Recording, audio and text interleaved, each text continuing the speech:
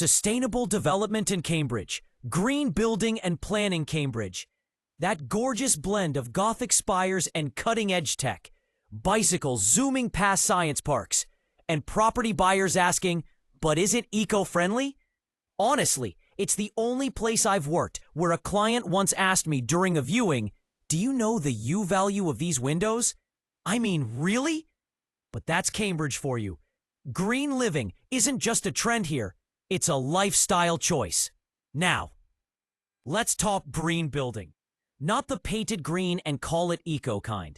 I'm talking proper sustainability, renewable energy sources, passive house design, rainwater harvesting, the whole eco enchilada. In areas like Trumpington or Eddington, you'll see developments that look like pages torn from a Scandinavian design mag.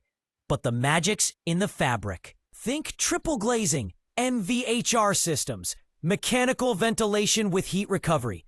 It's a mouthful, but brilliant. Solar panels on almost every roof. And insulation so good, you barely need heating. I've even seen homes with green roofs, literal grass growing on top. What's really fascinating is how planning policy has shifted. Cambridge City Council's local plan has turned up the heat, and not in a global warming kind of way. Developers are now pushed to meet higher energy efficiency standards, even for extensions. Gone are the days when you could throw up a timber frame and call it a day.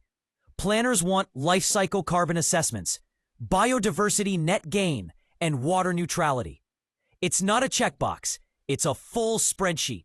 Here's a quirky one. I had a couple from London wanting to relocate. They didn't care about the number of bedrooms. They wanted a home with low embodied carbon. We're not having kids, they said, so we want to leave less of a footprint. Ended up showing them a converted barn near Milton that used reclaimed materials and lime render. They bought it before even seeing the second bedroom. Wild. But here's the catch. All this sustainability, it's not cheap. EPC A-rated homes are gold dust, and when they come up, they're snapped up faster than a Greg's sausage roll on a cold morning. Investors are cottoning on too. I've had landlords ask me, what's the EPC? Because if it's below C, I'm not even looking. New regs are nudging everyone in that direction. And rightly so. Who wants to be sitting on a dud in 5 years? By the way, let's not forget student housing, because it's Cambridge, right?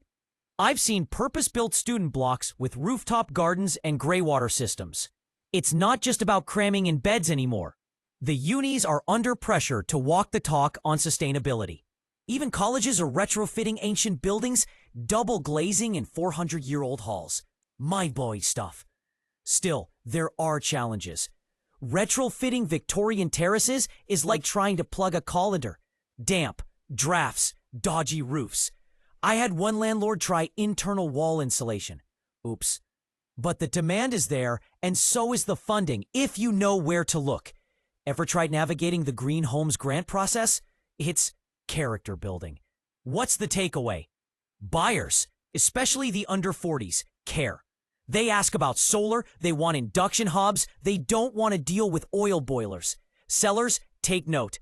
If your property screams 1990s B&Q special, you might need more than a lick of paint to attract top offers. And agents, yes, us, we've got to up our game. Know your U values. Understand the difference between EPC B and A.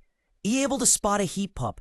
Because in Cambridge, it's not just about location anymore. It's about ethics, energy, and future-proofing. Honestly, if someone had told me 10 years ago I'd be discussing photovoltaic cells with a retired history professor, I'd have laughed.